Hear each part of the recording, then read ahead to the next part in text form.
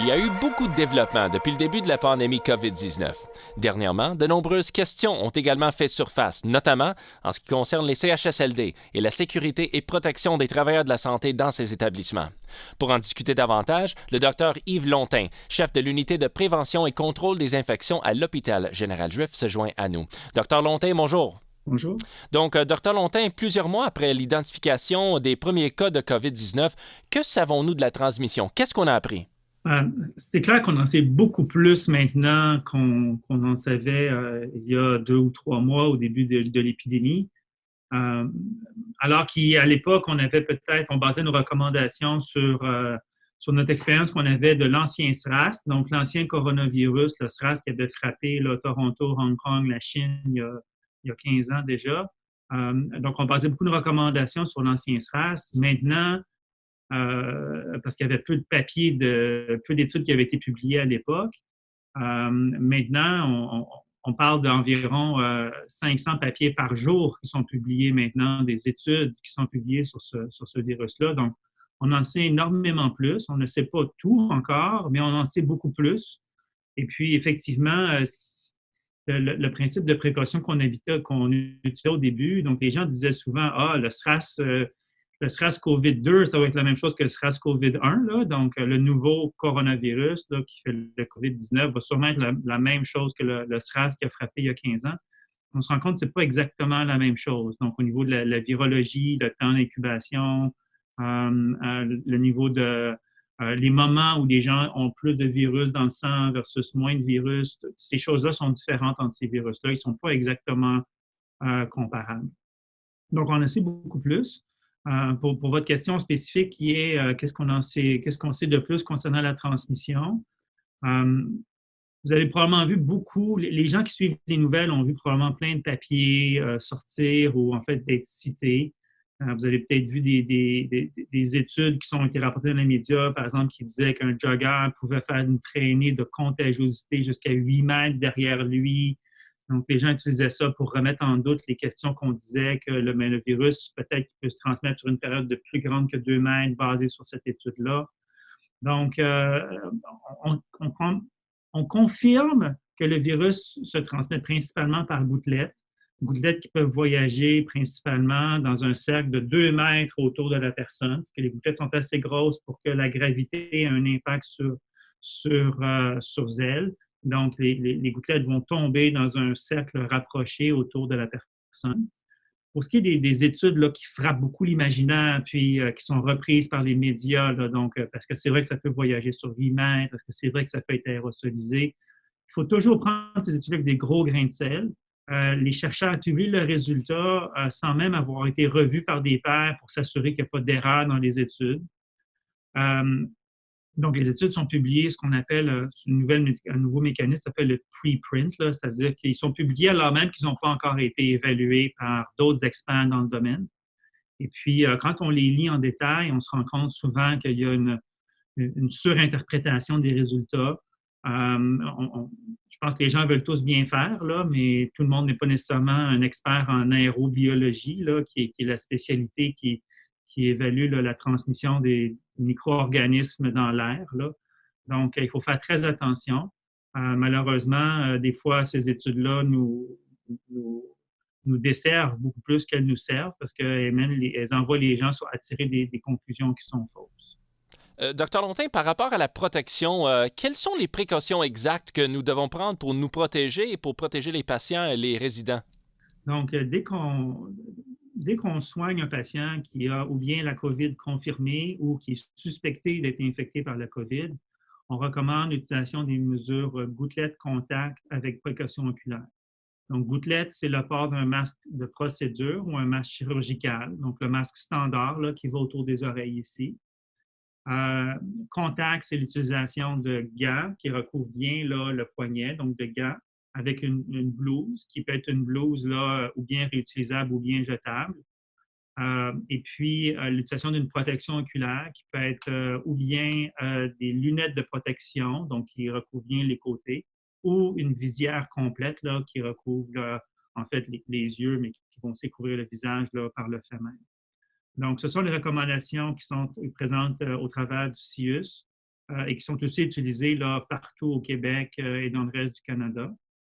La seule exception étant si jamais le patient est soumis à ce qu'on appelle des procédures générant des aérosols, qui sont des procédures médicales, par exemple, comme l'intubation, faire une bronchoscopie, donner des soins à un patient qui a une trachéostomie, donc un trou ici dans la trachée pour respirer suite à une procédure chirurgicale. Donc, si les patients ont des procédures générant des aérosols, à ce moment-là, on recommande de remplacer le masque de procédure par un masque N95, qui est le masque là, qui sert beaucoup et qui épouse très bien la forme du visage. Là. Donc, ces masques-là sont en fait des filtres respiratoires qui filtrent les particules de type aérosol là, qui peuvent être générées dans ce contexte-là. Mais les indications, les types de procédures qui sont reconnues comme étant des procédures générant des aérosols ont été revus récemment au niveau provincial. Donc, il y a beaucoup moins de procédures maintenant qui sont qualifiées de procédures générant des aérosols, basées sur l'accumulation d'évidence. Et c'est aussi sur une approche pragmatique. Il ne faut pas les utiliser si on n'est pas certain qu'ils sont essentiels, étant donné la pénurie mondiale d'équipements de masques N95. Je pense que ce serait mentir à tout le monde de dire qu'il n'y a pas de pénurie. Là. Tout le monde qui ouvre un journal ou qui regarde la télévision sait qu'il y a une pénurie mondiale de ces masques-là. Et puis, il ne faut clairement pas les gaspiller. Donc, ne pas les utiliser si on n'est pas certain qu'ils sont nécessaires. Et maintenant, Dr Lontin, si on compare les différents endroits, j'aimerais savoir si l'hôpital a des directives différentes par rapport à l'utilisation de l'EPI. Les recommandations d'équipements de protection individuelle d'EPI sont équivalentes dans tout notre CIUS. Quand je dis équivalent, ça ne veut pas nécessairement dire identique en termes de la pièce d'équipement exactement. Il peut y avoir des variations un peu. Par exemple, présentement, dans les CHSLD, les gens utilisent beaucoup la blouse jetable, alors qu'à l'hôpital juif, on utilise beaucoup plus la blouse réutilisable, la blouse lavable en coton. Donc, c'est des variations comme ça qui tiennent compte des capacités locales. Il y a une buanderie à l'hôpital juif, donc, et puis il y a une pénurie mondiale de blouses jetables. Donc, l'hôpital juif, on a décidé d'y aller avec la blouse réutilisable qu'on peut laver, étant donné la présence d'une buanderie de forte capacité. Mais comme dans beaucoup de ressources CHSLD, réadaptation, les ressources privées de notre CIUS, comme il n'y a pas de buanderie locale qui peut faire du volume, à ce moment-là, on les a équipés avec des blouses jetables. Donc, pas identiques, mais équivalentes. C'est des blouses qui sont toutes les deux des blouses acceptables pour soigner des patients suspectés ou confirmés d'être atteints par la COVID. Même chose avec la protection oculaire. Certains centres vont avoir la visière complète, d'autres vont avoir la protection oculaire de type lunettes. Les deux sont acceptés, les deux sont équivalentes sans être complètement identiques. Et finalement, Dr Lontin, je vous laisse le mot de la fin. Qu'est-ce que vous aimeriez dire au travers de la santé, tout le monde qui gère cette crise?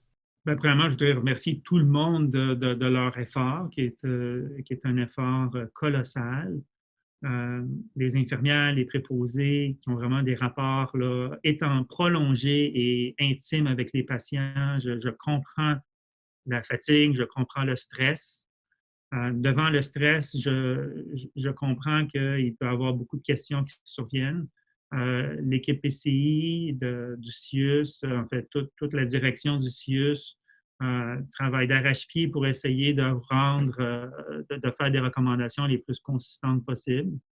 La sécurité des travailleurs, c'est vraiment la priorité. D'un point de vue global, vous allez peut-être vous rendre compte que tout n'est pas identique, mais encore là, il faut se rappeler que c'est équivalent. Et une chose est claire, on ne met pas la sécurité des travailleurs en danger à l'hôpital juif et dans notre CIUS. Les recommandations qu'on fait sont toujours au moins celles recommandées par le ministère, mais bien souvent encore plus que ce qui est recommandé par le ministère. Donc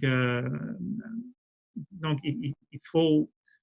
Je vous demanderais d'être indulgent un peu.